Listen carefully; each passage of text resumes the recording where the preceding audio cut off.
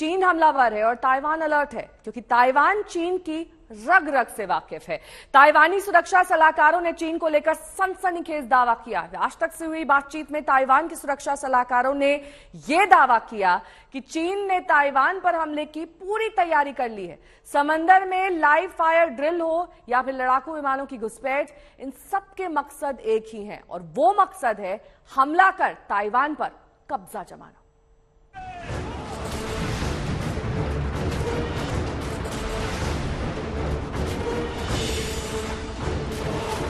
चीन के साथ जंग जैसे हालात, ताइवान ने बनाई अपनी पनडुब्बी। दक्षिण चीन सागर में ड्रैगन का शिकार।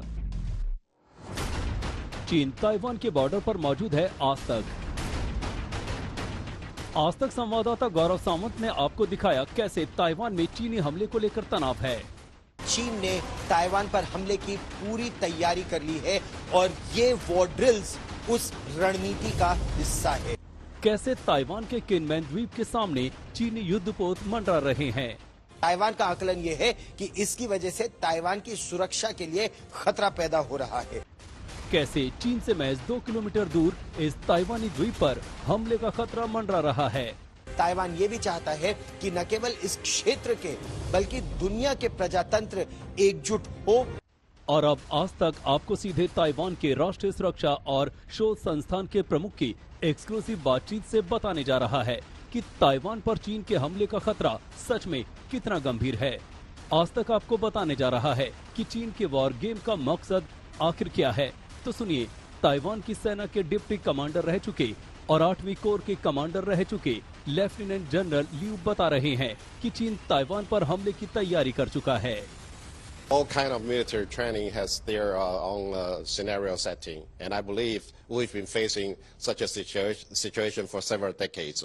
We understand Chinese People's Liberation Army has never give up any possibility to take over Taiwan militarily.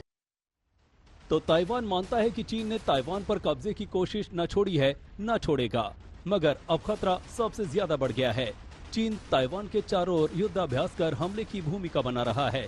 Taiwan का मानना है कि चीन ताइवान स्टेट में उसकी नौसेना का ये अभ्यास, विमानों की उसकी घुसपैठ और चीन की ये नाइट फ्लाइंग ड्रिल सब आखिरकार ताइवान पर हमला कर कब्जा जमाने की रणनीति का हिस्सा है। ताइवान के रक्षा मंत्रालय का आकलन है कि चीन ने ताइवान पर हमले की पूरी तैयारी कर ली है और ये वॉर ड्रिल्स उस रणनीति का हिस्सा है और इसीलिए ताइवान चाहता है कि अमेरिका जैसे देश अपनी 50 साल पुरानी स्ट्रैटेजिक एम्बिग्विटी की नीति में परिवर्तन लाए। अगस्त महीने से ही पीएलए के ईस्टर्न थिएटर कमांड ने ताइवान के चारों ओर सिलसिलेवार ढंग से सैन्य युद्धाभ्यास किया है। ताइवान की चिंता इस वजह से ही पहले से कहीं ज्यादा बढ़ गई है। समंदर ही नहीं, चीन के लड़ाकू विमान लगातार ताइवान की वायु सीमा में घुसपैठ कर रहे हैं। दिन तो दिन चीन को रात में भी चैन नहीं है। शनिवार की रात चीन के एक विशालकाय विमान ने नाइट फ्लाइंग ड्रिल के तहत उड़ान भरी। इसके बाद ईस्टर्न थिएटर कमांड के नेतृत्व में नौसेना के बेड़े से कई लड़ाकू विमानों ने हुंकार भरी। ताइवान के रक्षा जानकार भी नहीं जानते कि चीन उन पर कब हमला करेगा, लेकिन दुनिया पर बादशाहत का चीनी सपना 2 अहम पड़ावों से जुड़ा है। साल 2049 में पीपल्स रिपब्लिक ऑफ चाइना के गठन के 100 साल पूरे होंगे।